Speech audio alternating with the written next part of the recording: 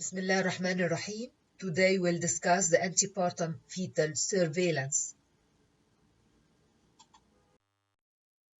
The objectives of antepartum fetal surveillance are to diagnose and confirm the viability of early pregnancy, to determine the gestational age, to detect abnormality in the fetal growth, to detect acute and chronic fetal hypoxia, and to discover fetal chromosomal and congenital anomalies.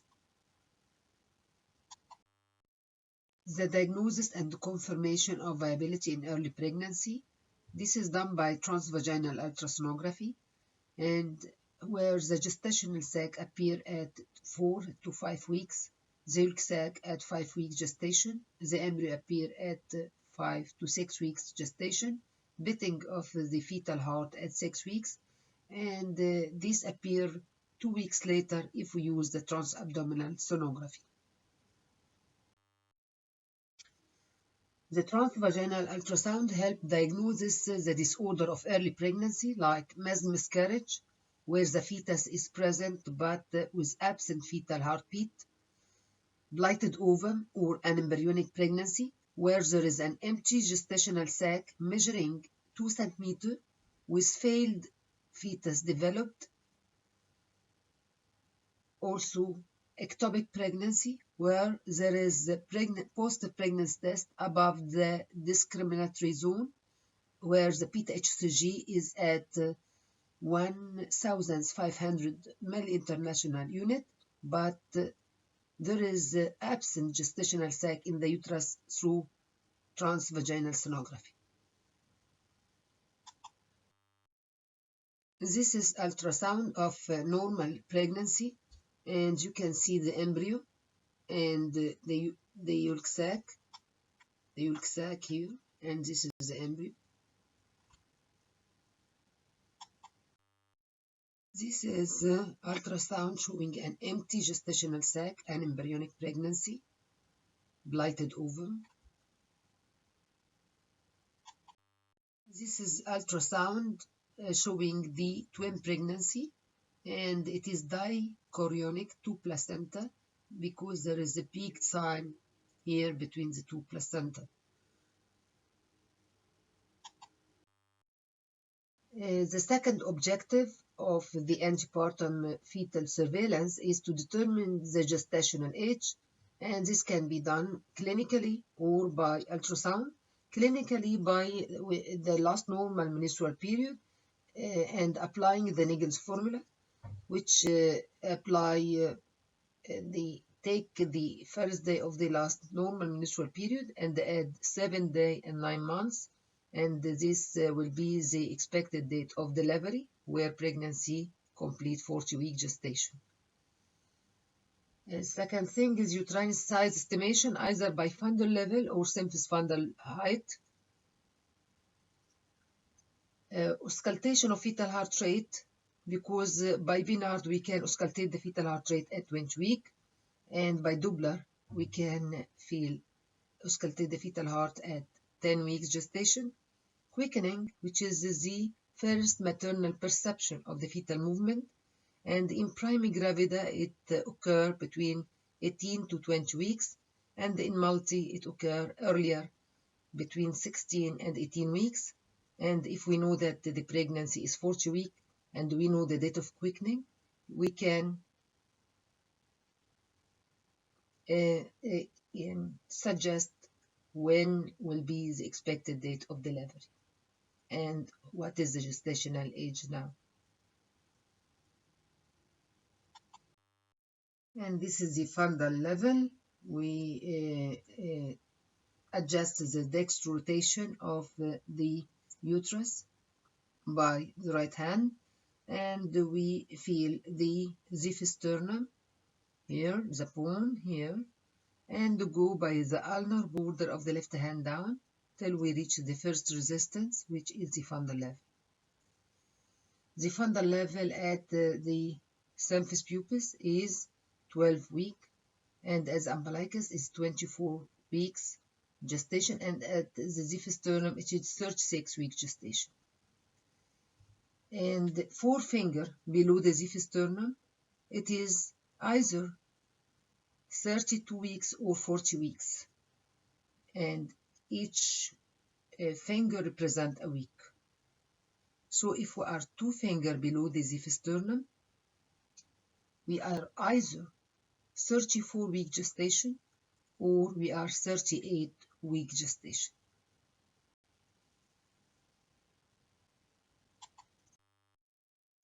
This is the symphysis fundus height, which can be applied at 18 to 30-week gestation, where the gestational age in weeks equal the distance from the symphysis pubis to the fundus in centimeter.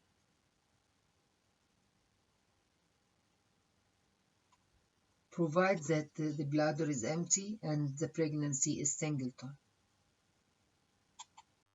And this is a very common question, which is what are the causes of oversized and undersized uterus?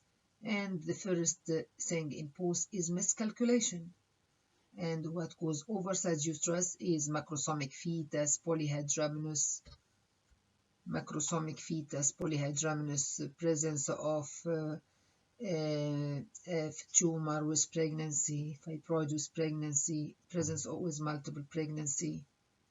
And the undersized uterus is the presence is miscalculations first, then oligohydramnios, IUGR, intrauterine growth restriction, intrauterine fetal death, transverse lie, anencephaly. And we can use ultrasound biometry to detect the gestational age also. And in the first trimester, we use the gestational sac diameter and the crown rump length diameter. And in second, third trimester, we use the biparietal diameter, femur length, abdominal circumference, head circumference, and expected fetal weight. And the frequency for ultrasonic examination in high-risk pregnancy, the first one to detect congenital anomalies is at 16 to 18 week gestation, and there is serial fetal growth assessment every 4 to 6 weeks. Here is the gestational sac, very early in pregnancy. Here is the crown rump length from the top to the bottom of the fetus, crown rump length. This is which applied in the first trimester. In the second and third trimester, we use the biparietal diameter, the femur length. Also uses the head circumference and the abdominal circumference. Note that the stomach and the umbilical vein must be present in this view for the abdominal circumference.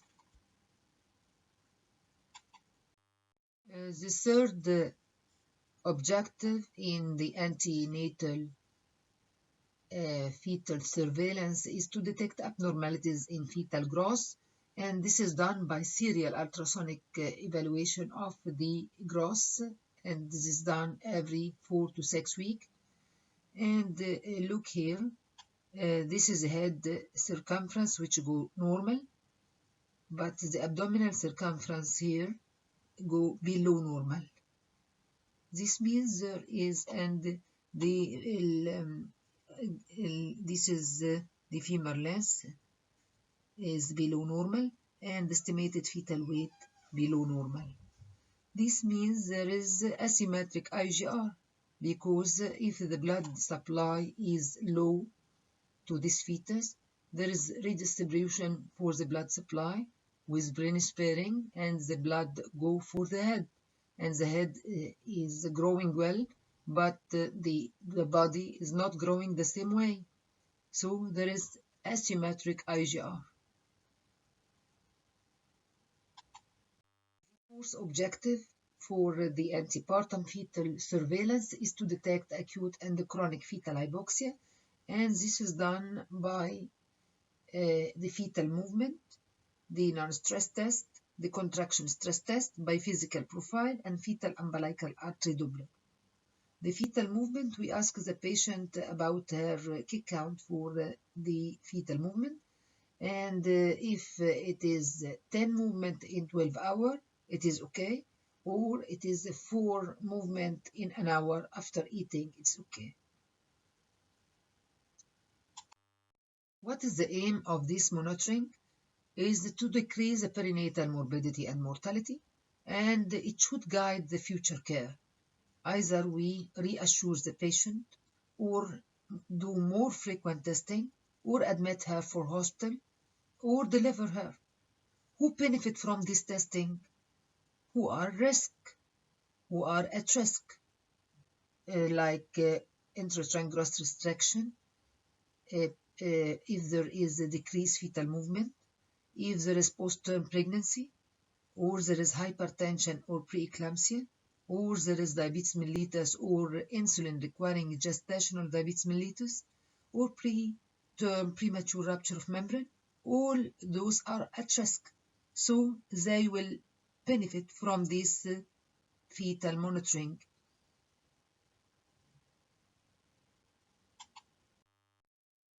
What is the fetal and neonatal complication of antepartum asphyxia? The fetal outcome, stillbirth, metabolic acidosis at birth, and neonate mortality, metabolic acidosis, hypoxic renal damage, necrotizing enterocolitis, intracranial hemorrhage, seizures, cerebral palsy.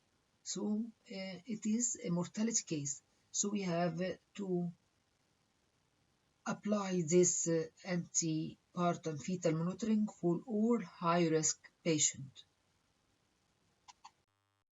These tests are the non-stress test. It is non-invasive test using a cardiotocography apparatus to detect the fetal heart rate in response to fetal movement. And it is done after 30 weeks of pregnancy because this is interplay between sympathetic and parasympathetic, the fetal heart rate tracing. So it cannot be applied earlier than 30 weeks. And the duration of test is 20 minutes. And the result of the test is either reactive test or non-reactive. Reactive if there is 2 acceleration more than 15 beat per minute, more than 15 seconds in 20-minute trace. The second test is contraction stress test, which is rarely done. And it is the same as non-stress test, but we add uterine stimulation to assess the response of fetal heart rate to decrease uteroplacental perfusion induced by uterine contraction. Very rarely done because it may initiate preterm labor.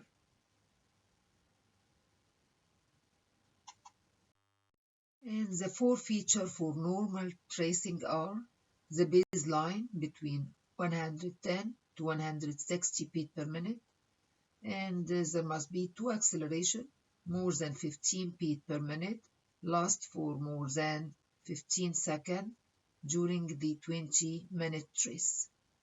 And there is beat-to-beat variability more than 5 beat per minute, and there is no deceleration. This is the cardiotocographic apparatus, and we notice that here is the transducer, ultrasonic transducer to estimate the fetal heart rate, and here is the tocodynamometer, which is put on the fundus to feel the uterine contraction and represent uterine contraction if we are doing a contraction stress test.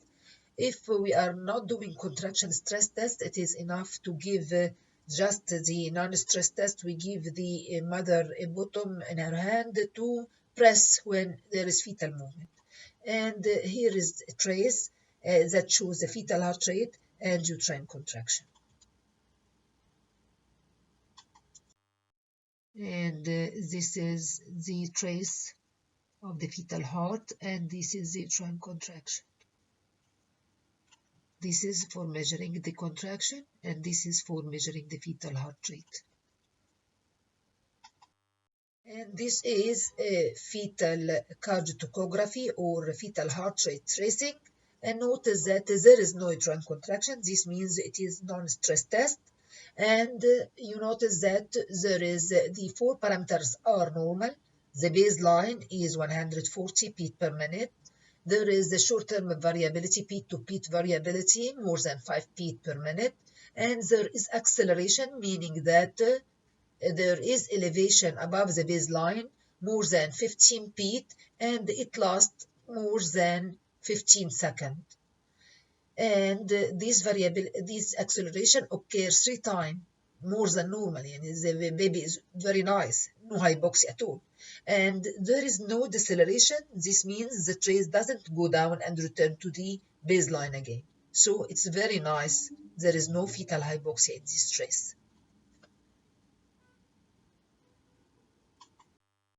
This is fetal heart rate tracing when we are stimulating uterine contraction. And notice that it is very nice. There is no fetal hypoxia at all. The baseline is 140. There is the peak to peak variability, more than 5 beats per minute. There is acceleration that occur with uterine contraction. And there is no deceleration. This means that the trace doesn't go down and return back again. So there is no fetal hypoxia. So if any of the 4 parameters of the fetal heart rate tracing is abnormal, so it is abnormality of this fetal heart rate tracing. This means absence of acceleration. If we start by absence of acceleration, yes, the baby may be asleep, so we can extend the tracing from 20 minutes till 40 minutes. If there is still absence of acceleration, it is the first feature for indication that there is the fetal hypoxia. As regards the baseline, if there is acceleration, if there is tachycardia or bradycardia. Tachycardia means that it is a baseline more than 160 beats per minute, and it usually occurs due to maternal fever, infection, fetal anemia, use of ritodrine, which is a beta-sympathum mimetic to relax the uterus. And if it is persistent also, it may indicate early fetal hypoxia. Then as regards bradycardia, which is less than 110 beats per minute, it is a bad sign if it is present because it indicates late hypoxia. But in labor, we can find something like that with the patient is pushing the baby out. But when we are doing it during pregnancy and we find bradycardia, it is very bad sign. It may indicate that there is cord prolapse, there is accidental hemorrhage, acute and severe fetal hypoxia. As regards the variability, if the short-term variability is less than 5 beats per minute and it is prolonged, this means there is fetal hypoxia. You find that the trace is going like a straight line, or the mother is taking magnesium sulfate. But this lost variability is very bad sign, also like bradycardia. The deceleration, we'll speak about it in the next slide. Here's a table that show you some causes of tachycardia and some causes of bradycardia. Notice that the main cause of tachycardia is maternal fever, but it may indicate early fetal hypoxia. And for bradycardia, it may occur normally with head compression and the patient is pushing her baby out if the cervix is fully dilated. But if it is present before full cervical dilatation, it indicates late fetal and severe fetal hypoxia. As regards deceleration, we have early, variable, and late deceleration. As regards early deceleration, it may be physiological, and it indicates fetal head compression, and it is the mirror image for the contraction. And the variable deceleration is due to cord compression. It's not related to uterine contraction. And late deceleration is start after contraction, and it is bad sign as it indicates uteroplacental insufficiency and severe fetal asphyxia and dystosis. And it is very bad prognosis. But when we are doing the trace during pregnancy, the patient's not in labor, yeah, we must have no deceleration at all. But if we are doing it intrapartum, yes, we can see some degree of early and variable deceleration when the patient is pushing the baby out.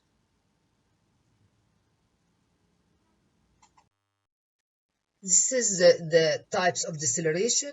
You notice here we have early deceleration where it is mirror image for the contraction, and it starts with contraction. Its nadir is with a peak of contraction, and it finish with the finishing of the contraction, and it represents head compression. And in variable deceleration, we have deceleration which is not related to contraction at all, and it represents cold compression. And late deceleration, which is the very bad one, which start with the peak of contraction and its nadir come after the end of the contraction, and its recovery is delayed after contraction. And these three types of deceleration must not be present during antenatal fetal heart rate tracing. Yes, they can be the early and variable deceleration can be present in when the patient is in labor and the patient is nearly fully dilated and is pushing the baby out.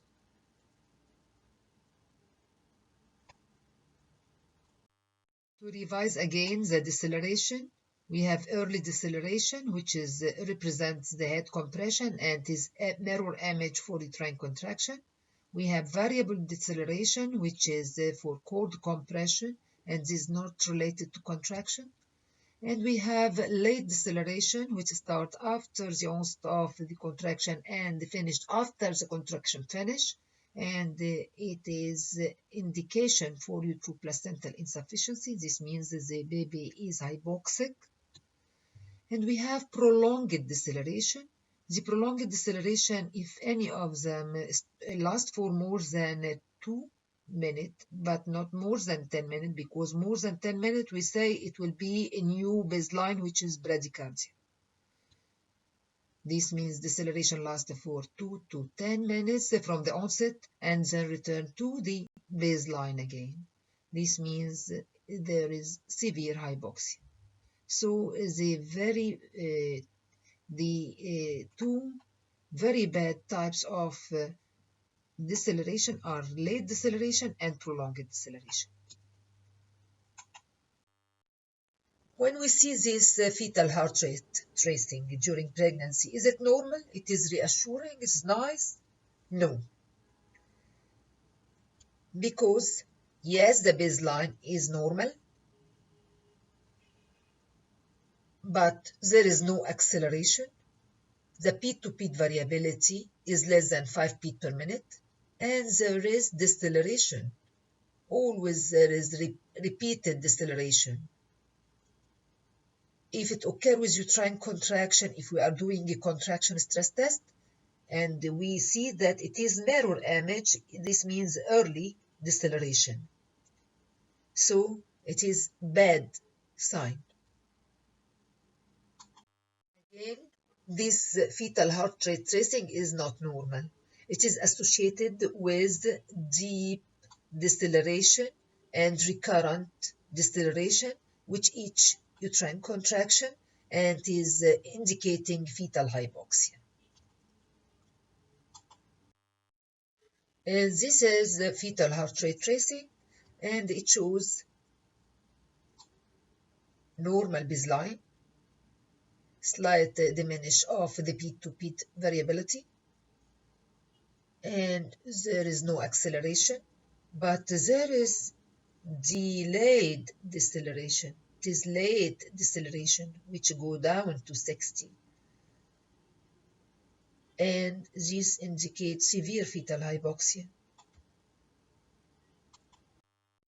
If the non-stress test shows any abnormality, we have to go to the next test in the antepartum fetal surveillance, which is the fetal biophysical profile. And this is the ultrasonic evaluation for the fetus for 30 minutes to detect the fetal breathing movement, fetal trunk movement, fetal limb movement, and the amniotic fluid, plus the non-stress test. And the modified biophysical profile constitute only of non-stress tests that reflect the acute fetal hypoxia and amniotic fluid volume that reflect the chronic fetal hypoxia. This is the ultrasonic machine where we do the biophysical profile for the fetus. We examine for 30 minutes by this machine. And in biophysical profile, we have these items, the non-stress test. We have, it is good if there is 2 acceleration within the 20-minute examination, and the amniotic fluid volume. There is at least 1 bucket of amniotic fluid measuring more than or equal to 2 centimeters, and there is fetal breathing movement. It is more than or equal 1 or more within the 30-minute examination, and it lasts for 30 seconds. And the fetal tone, this means the presence of 1 limb extension followed by flexion within the 30-minute examination. And the fetal body movement, we have 3 or more discrete body movement within the 30-minute examination by ultrasound. This is how can we give a score according to the biophysical profile. We have 5 parameters. Each one, if present, we give 2. If it is absent, we give 0. Meaning that if the non-stress test is reassuring, take 2. If non-reassuring, there is no 2 active accelerations, it is 0. The fetal breathing movement.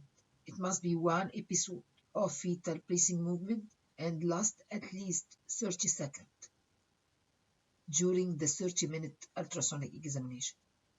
If it is absent or it is less than 30 seconds, it takes 0. And the fetal movement, there must be 3 discrete fetal movement. If it is 2 or less, it is 0. The fetal tone, this means 1 episode of active extension followed by flexion of the limb, like opening and closing the hand. But if it is not absent, or there is a slight extension and doesn't return back to flexion, it takes 0. The amniotic fluid volume, at least there must be 1 bucket measuring more than 2 centimeters. If it is, there is no amniotic fluid bucket, or the bucket is less than 2 centimeters, it is 0. And after that, either we take 10/10 or we take 0/10 if all are 0. So if the score is 10/10, this is normal fetus and it have to be repeated once or twice per week. If the score is 8/10 with normal amniotic fluid, it is also normal fetus and repeat the test the same way. But if the score is 8/10 and the defect was in the amniotic fluid, which means that there is chronic fetal hypoxia because amniotic fluid is the urination of the baby. If there is decreased placental perfusion to the baby, to the fetus, there will be decrease in the blood supply and decrease the renal function, and there's oliguria. So decrease the amniotic fluid is very essential. And if we saw 8/10 with low amniotic fluid, the defect was in the amniotic fluid, there is no single bucket more than 2 centimeters, it is chronic fetal hypoxia, and if this baby is term, we have to deliver at once.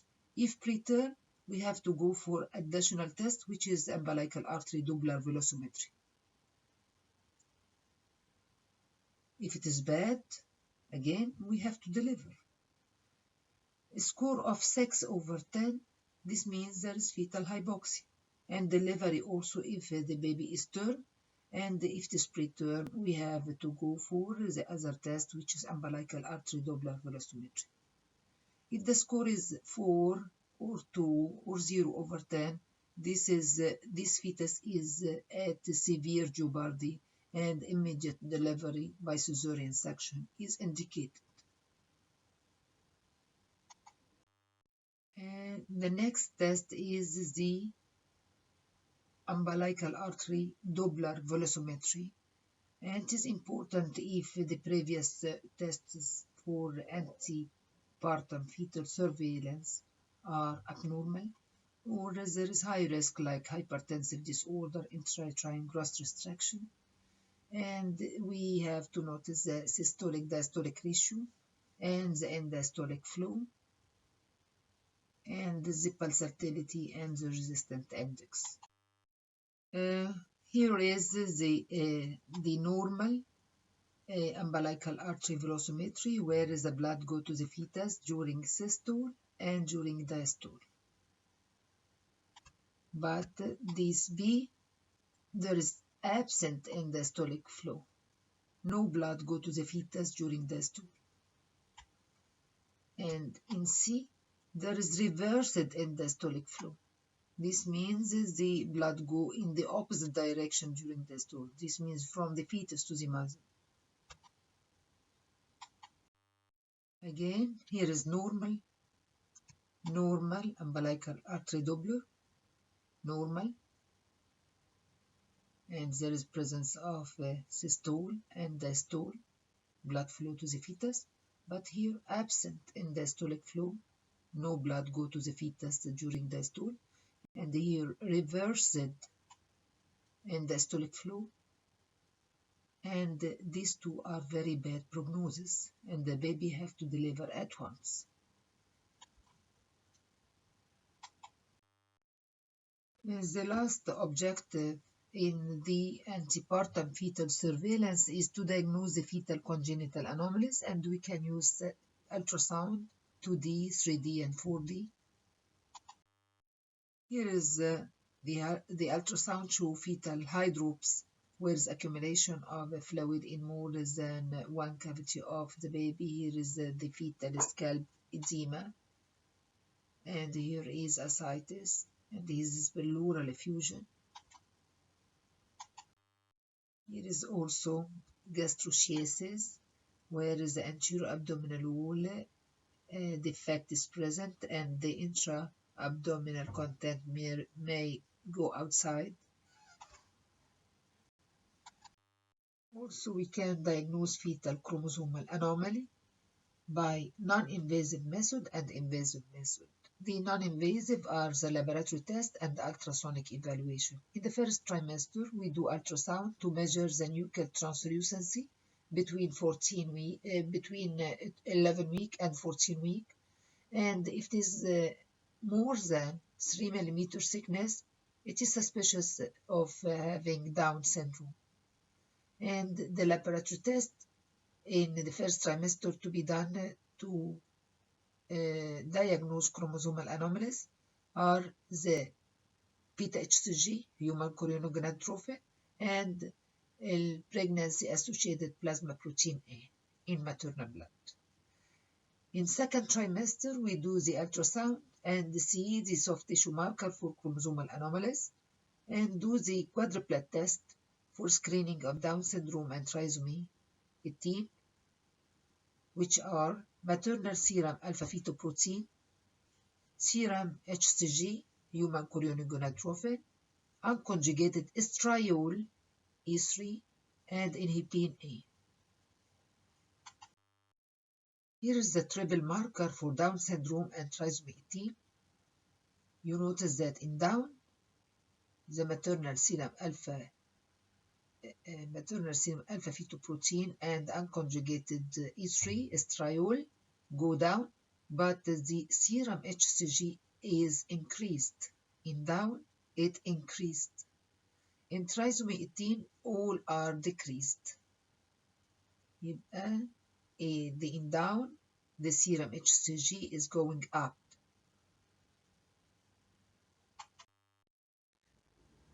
Here is the neutral position to show you how to measure the nuchal translucency at the back of the neck. And it is done between 11 and 14-week gestation. If it is more than 3 millimeter, it indicates chromosomal abnormality, mostly down.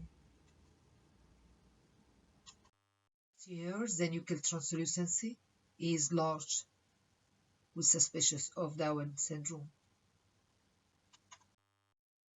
And we can use the invasive methods for detection of chromosomal anomalies, but it is rarely used because it is associated with pregnancy loss and abortion. And these are the chronic villus sampling, the amniocentesis, the chordosynthesis. The chorionic villus sampling is transvaginal or transcervical or transabdominal under ultrasonic guidance and it is done at 9-week gestation. And amniocentesis done under ultrasonic guidance. It is either early genetic amniocentesis at 12 to 14 weeks gestation or the traditional genetic amniocentesis at 16 weeks. But the tissue taken from chorionic villus sampling or the fluid taken from amniocentesis need to be cultured for 3 weeks till the chromosomal pattern appear. But in chordosynthesis, which is a percutaneous umbilical blood sampling, which is taken at 24 weeks, there is rapid karyotyping. It doesn't need culture. The fourth invasive method is the embryoscopy, which is transvaginal or transabdominal, and this is very, very, very rare to be done. It is just to perinatal diagnose of structure anomalies, early fetal blood and tissue sampling, embryo access for cell or gene therapy. Yeah, these tests are extremely rare. This is the chorionic villus sampling and under ultrasonic evaluation. This is the ultrasound probe. This is the needle. It is the chorionic villus sampling taken from the placenta, and here chorionic villus sampling taken vaginally.